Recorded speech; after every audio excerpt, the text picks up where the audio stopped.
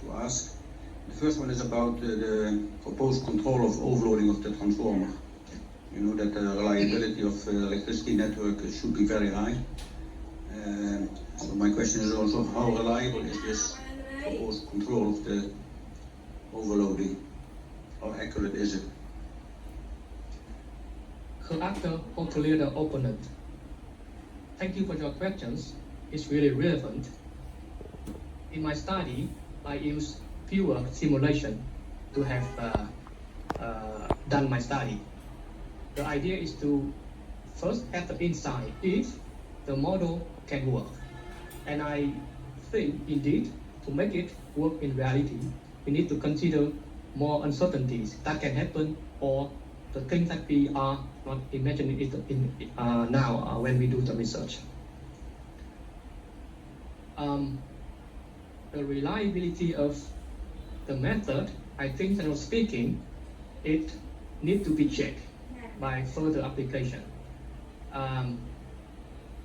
In this method, it uses machine learning regression model. So it really relies on the data. What is the input that you're using to decide if there's overloading or not?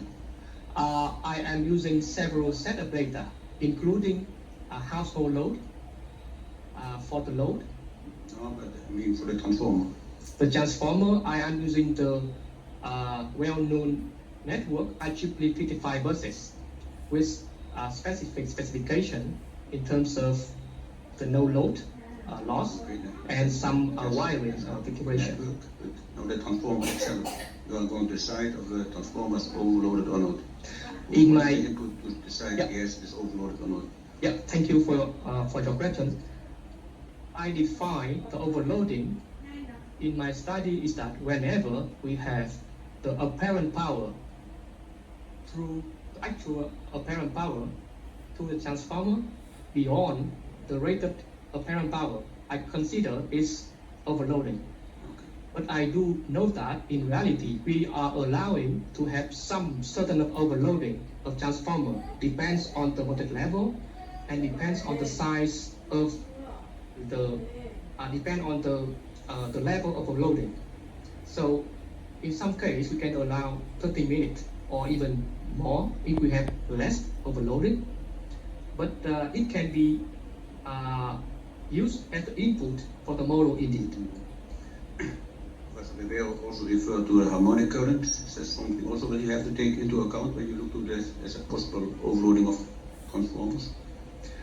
Thank you for your questions. I agree that the harmonic needs to be taken into account because when we have the current distortion by the harmonic, we have some power through the transformer that it can add up with the overloading. However, in the study, I did not have that yet, but I think in principle it can be doable because when we have the current distortion, we have the voltage distortion.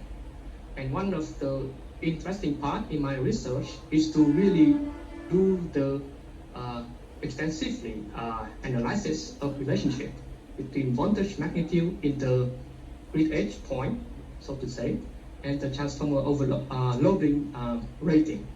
So I believe that whenever we have the good data, we have done the analysis of the relationship, we can expect some certain shape for that relationship.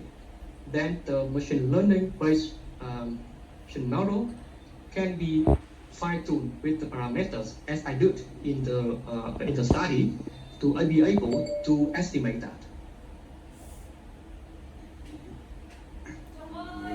Let's say, the whole system.